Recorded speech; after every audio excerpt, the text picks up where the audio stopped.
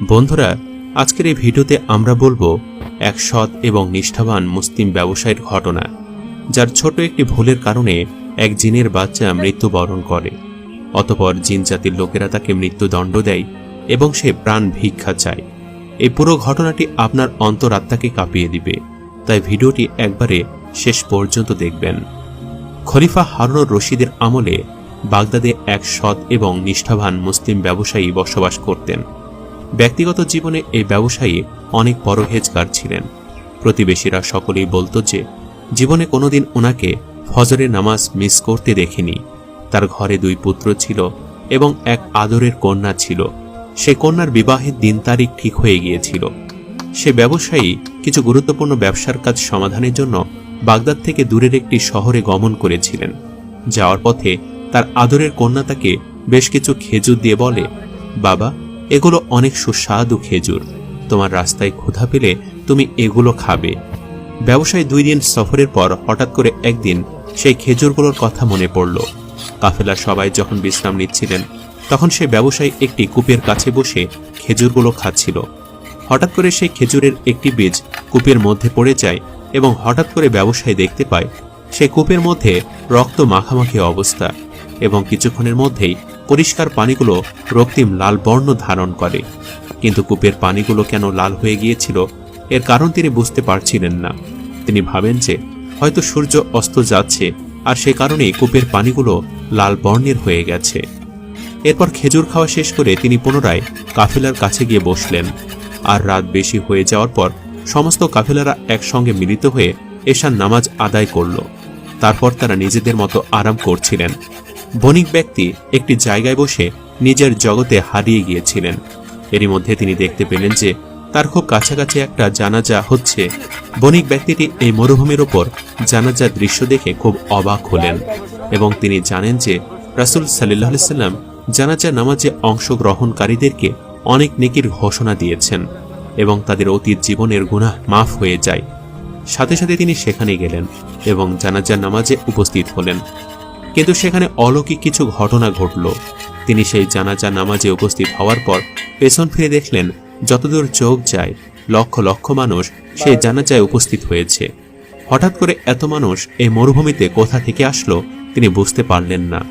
তারপর তিনি সামনে তাকালেন এবং দেখলেন যে হুজুর জানাজা নামাজের তাকবীর পড়ছেন। তো যাই হোক, শেষ পর্যন্ত সেই ব্যবসায়ী জানাজা নামাজ আদায় করলেন। সেই জানাজা নামাজটি ছিল একটি ছোট্ট বাচ্চার।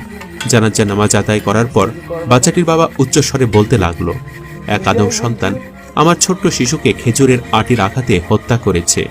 এই বাচ্চাটি কূপের ভেতরে নিজের মায়ের সঙ্গে উপস্থিত ছিল।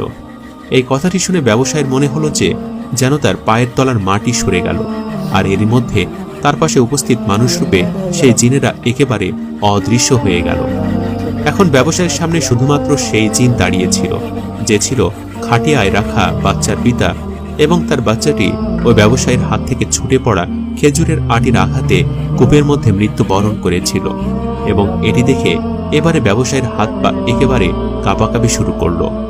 এমন অবস্থায় জিন রেগে গিয়ে ব্যবসায়ীকে বলতে লাগলো, এ আদম সন্তান, তোর জন্যই আমার ছেলে মারা গিয়েছে, আর এখন আমি অবশ্যই এর প্রতিশোধ নেব। আমি রক্তের বদলে রক্ত চাই। এবার আমিও তোর সন্তানকে মারব। আমি জানি পুত্রদের থেকে তোর কন্যা সন্তান বেশি প্রিয়, আর আমি আগামী 6 ঘন্টার মধ্যে তোর কন্যার প্রাণ কেড়ে নেব।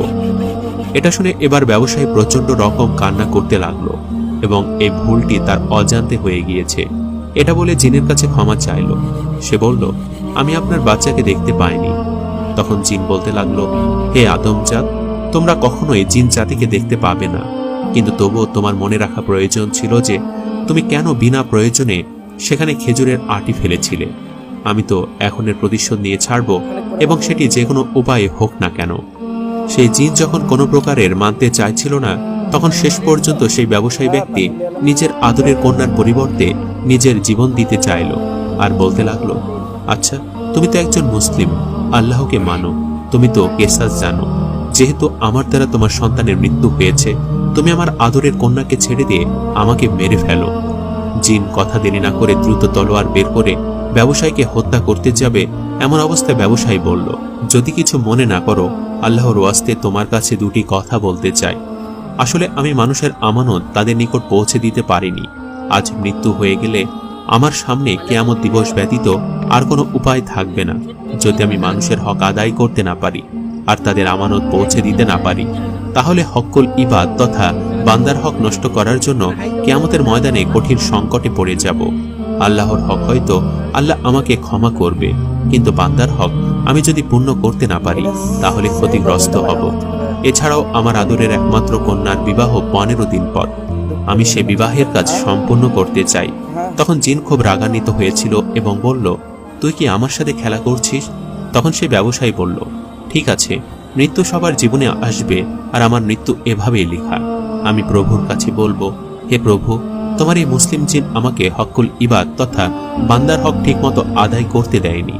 এ কথা শোনার পর সে বিশ্বাসী জিনের অন্তর কেঁপে উঠল, কেননা সেও কিয়ামত দিবসে ভয় পেত। তখন সে বলল, ঠিক আছে, তুই কয়দিন সময় চাস? ব্যবসায়ী বলল, 40 দিন হলেই আমি আমার সকল দায়িত্ব পূর্ণ করে আসতে পারবো।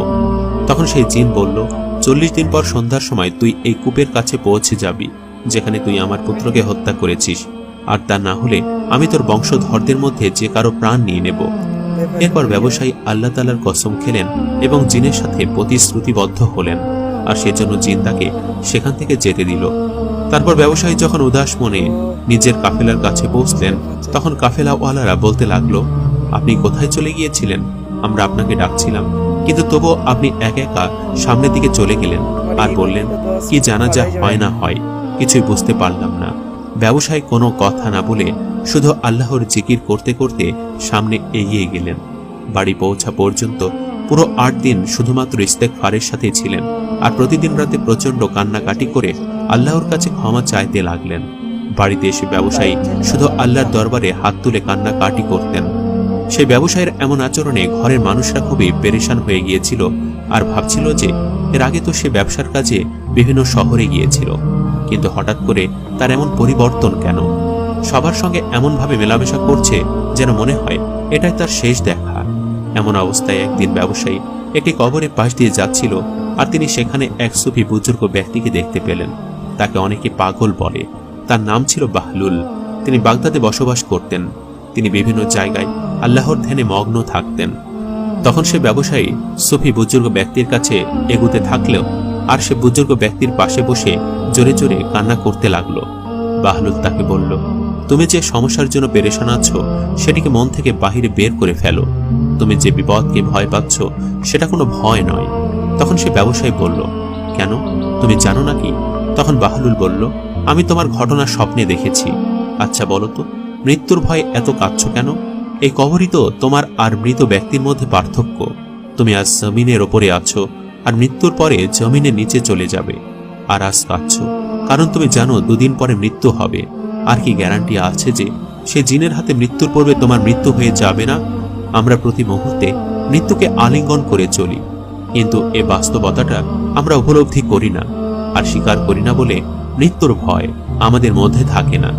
আর তুমি ভয় পাচ্ছ কারণ তুমি নিশ্চিত 40 দিন পর মারা যাবে, অথচ পুরো পৃথিবীর কোনো মানুষ ভয় পাচ্ছে না, অথচ তারা জানেও না যে 40 দিন বেঁচে থাকবে কিনা। কথাগুলো শুনে সেই ব্যবসায়ের অন্তরাত্মা প্রশান্তি পেল, যেন সে দুনিয়াতেই জীবন মৃত্যুর সঠিক মূল্যায়ন করতে শিখে গিয়েছে। তখন বাহলুল পাগল তাকে বলল, তুমি তোমার আশেপাশের কবরগুলোর দিকে তাকাও, যারা তোমাকে বলবে যে এই পৃথিবী কখনো হৃদয় বসানোর মতো জায়গা নয়। হে আমার ভাই, তুমি একদম কান্না করবে না। তুমি যাওয়ার জন্য প্রস্তুতি গ্রহণ করো। তুমি এই পৃথিবীর সৌভাগ্যবান ব্যক্তিদের একজন, যে মৃত্যুর ভয়ে আল্লাহর দরবারে তওবাতুন নাসুহা করতে পেরেছে। আমি তো বলবো, তোমার মতো সৌভাগ্য আমার কেন হলো না? বুজুর্গ বাহলুল পাগলের কথা শুনে সে ব্যবসায়ী আধ্যাত্মিক জগতের এক প্রশান্ত অন্তর নিয়ে সে কবরস্থান ত্যাগ করল। যাওয়ার আগে সে বাহলুলকে বলল, আমি কি প্রস্তুতি নেব? তখন উত্তরে বুজুর্গ বাহলুল বলল, তোমার উচিত তুমি নিজের সঙ্গে করে ভালো নেক মহব্বত, মানুষের সত্য খেদমত এবং ভরপুর ঈমান নিয়ে যাও। আরো তোমার কাছে লা ইলাহা ইল্লাল্লাহ নিয়ামত আছে। এই সম্পদ যার থাকে তার কিসের ভয়? আর এখন তুমি নিজের সমস্ত গুনাহের জন্য তওবা করতে পারছো। যাও, তুমি সৌভাগ্যবানদের অন্তর্ভুক্ত। দুঃখ করো না, তবে হ্যাঁ, মৃত্যুর পূর্বে অবশ্যই তোমার মনের বাসনা বিবি বাচ্চাদের সামনে প্রকাশ করবে। মনের ইচ্ছে কখনো লুকিয়ে রেখো না। আর তা না হলে একদিন তুমি কবরের মধ্যে নিখোঁজ হয়ে যাবে, কেউ কিছুই জানতে পারবে না। যদি তোমার কোনো কন্যা থাকে, সে প্রাপ্তবয়স্ক হয়, তাহলে তার বিবাহ সম্পন্ন করো। যদি তোমার ধন সম্পদ থাকে, জাকাত দাও, মানুষের আমানত পূর্ণ করো, অসুস্থ এবং গরিব অসহায়দের প্রয়োজন মিটিয়ে দাও। এর মধ্যে প্রথম হক হচ্ছে তোমার নিজের ঘরের মানুষদের, দ্বিতীয় হক তোমার প্রিয় আত্মীয় স্বজনদের, আর তৃতীয় হক তোমার সেই সমস্ত প্রতিবেশীদের যারা তোমার কাছে সাহায্যের জন্য অপেক্ষা করে, আর চতুর্থ হক হচ্ছে শহরের এতিম বাচ্চা এবং গরিব দুঃখীদের জন্য। বাহলুলের মুখ থেকে এই সকল কথা শুনে ব্যবসায়ী সেখান থেকে চলে আসলেন। তারপর তিনি নিজের কন্যার বিবাহের কাজ সম্পন্ন করলেন এবং সেই বুজুর্গ ব্যক্তির কথার উপর আমল করতে থাকলেন। যখন 40 দিন পূর্ণ হতে আর মাত্র 8 দিন বাকি ছিল, তখন সেই ব্যবসায়ী ব্যক্তি নিজের মনের সকল কথা, যা এতদিন পর্যন্ত পরিবারের কাছে গোপন রেখেছিল, সব খুলে বলল। আর সেটাও বলল যে তার মনের অজান্তেই সেই খেজুরের বীজ থেকে জিনের একটি বাচ্চার মৃত্যু হয়েছে। সে পুরো ঘটনা শুনে তার বিবি বাচ্চারা অঝরে কাঁদতে থাকলো। ঘরের প্রত্যেকটি মানুষ তাকে পুনরায় সেখানে যেতে নিষেধ করলো এবং তারা বোঝালো যে ওই জিনের ক্ষমতা নেই এখানে এসে আমাদের কিছু করার। তার মেয়ে বলল, বিশ্বাস করো বাবা, মানুষকে জিনের থেকেও বেশি শক্তিশালী করা হয়েছে। কিন্তু সে ব্যবসায়ী বলল, হ্যাঁ তা ঠিক, কিন্তু আমি যে আল্লাহ পাকের নামের কসম খেয়েছি সেটার কি হবে? আমার সেখানে পৌঁছাতে 8 দিন সময় লাগবে। আমি আমার রবের কাছে মিথ্যা কসমের জবাব দিতে পারবো না। তোমরা আমার জন্য দোয়া করো। মনে রেখো, আমাদের প্রভু আমাদের কল্যাণ ব্যতীত আর কিছুই করে না। সেখান থেকে আমি ফিরে না আসলে ভেবে নিও, এর মধ্যেই তোমাদের দুনিয়া আখিরাতের কল্যাণ আছে এবং আমারও আছে। তারপর ব্যবসায়ী নিজের পরিবারের মানুষদের সাথে শেষ বিদায় নিয়ে চলে গেল। আর ঠিক 8 দিন পরে, অর্থাৎ 40 দিনের মধ্যেই সেই কূপের কাছে উপস্থিত হলো। আর সেই সময়টি ছিল সন্ধ্যার সময়। আর ঠিক তখনই সে জিন উপস্থিত হলো। আর সেই ব্যবসায়ী বলতে লাগলো, দেখো, আমি তোমার ওয়াদা মোতাবেক এখানে এসে উপস্থিত হয়েছি। তোমাকে অনেক ধন্যবাদ যে তুমি আমাকে 40 দিন সময় দিয়েছিলে। আর এই সময়ের মধ্যে আমি আমার আমানতকারীদের আমানত ফিরিয়ে দিয়েছি, নিজের কন্যার বিবাহ দিয়েছি, আর আমার আখিরাতের জন্য সামানপত্র গুছিয়ে নিয়েছি। সেই ব্যবসায়ীর মুখে নূর জ্বলজ্বল করছিল আর সে প্রশান্তিময় হাসি হাসছিল। তারপর সেই জিন বলল, নিশ্চয়ই তুমি তোমার প্রতিশ্রুতি সম্পূর্ণ করেছ, অথচ তুমি চাইলে তুমি তোমার প্রতিশ্রুতি ভঙ্গ করতে পারতে, কেননা আমাকে সেই ক্ষমতা দেওয়া হয়নি যে আমি তোমার কোনো মানুষের ক্ষতি করব আল্লাহর হুকুম ছাড়া। আসলে আমি তোমাকে ভয় পাইয়ে দিয়েছিলাম, আর তুমিও তা জানতে, আর জেনে শুনেও তুমি কেন নিজেকে মৃত্যুর মুখে ঠেলে দিলে? তখন সেই ব্যবসায়ী বলল, মৃত্যুকে এখন আমার আর ভয় হয় না। জানো, আমাদের রাসূল সাল্লাল্লাহু আলাইহি সাল্লাম মুমিনদের জন্য মৃত্যুর খুব চমৎকার একটা বর্ণনা দিয়েছেন। তিনি বলেছেন, তুহফাতুল মুমিনুল মউত, অর্থাৎ মৃত্যু মুমিনের জন্য উপহার স্বরূপ, আর আমি সেই উপহার তোমার কাছ থেকে নিতে এসেছি। ব্যবসায়ী মুখের কথাগুলো শুনে জিন তার মুখের চেহারার ভঙ্গিমায় পাল্টে গেল। সে বলল, তোমাকে হত্যা করে আমার সন্তানের প্রতিশোধ নেওয়া আর হবে না, বরং মনে হচ্ছে তোমাকে হত্যা করলে তুমি বড় পুরস্কার পেয়ে যাবে। আমি তো তোমার থেকে প্রতিশোধ নিতে চাই, তোমাকে খুশি করতে চাই না। যে ইমানদার আল্লাহ পাকের এত রেজাবন্দি হাসিল করেছে যে সে নিজের মৃত্যুকে আলিঙ্গন করতে চাইছে, মৃত্যুকে উপহার মনে করে, আর আমি তাকে প্রতিশোধ নেওয়ার জন্য হত্যা করব, তাও আবার তার কাঙ্ক্ষিত বস্তু পাইয়ে দিয়ে, তা কি করে হতে পারে?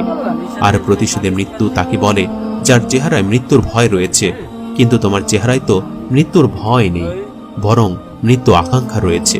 তুমি তো মৃত্যুকে ভালোবাসছো, তুমি অকুত ভয়, তোমার হৃদয় ঈমান পরিপূর্ণ, আর তুমি আল্লাহর একজন খালেস বান্দা। তোমার জন্য মৃত্যু উপহার আমি মোটেই আমার সন্তানের প্রতিশোধ তোমাকে মারার মাধ্যমে পাবো না। আর তাই যে রবের ইবাদত তুমি করো, সে রবের ইবাদত আমিও করি। আমার জন্য দোয়া করো যেন আমার সন্তান জান্নাতুল ফেরদৌস নসিব করে, আর আমিও যেন পরকালে জান্নাতের অধিবাসী হতে পারি, দুনিয়াতে সিরাতুল মুস্তাকিমের পথে চলতে পারি। এ কথা শুনে ব্যবসায়ী অবাক হয়ে গেল এবং সাথে সাথে আল্লাহর দরবারে মোনাজাত করল, এবং সেই জিনও মোনাজাত করল। পাক্কা 1 ঘন্টা তার আল্লাহ পাকের দরবারে মোনাজাতে নিজেদের গুনাহের জন্য মাপ চাইল, এবং সেই মৃত্যু বরণ করার সন্তানটির জন্য জান্নাত কামনা করলেন। সুবহানাল্লাহ। তো প্রিয় দর্শক, এ ছিল আমাদের আজকের এই ঘটনা। কেমন লাগলো কমেন্ট করে আমাদের অবশ্যই জানাবেন। আজ তাহলে এই পর্যন্ত। আপনারা ভালো থাকবেন, সুস্থ থাকবেন। আল্লাহ হাফেজ।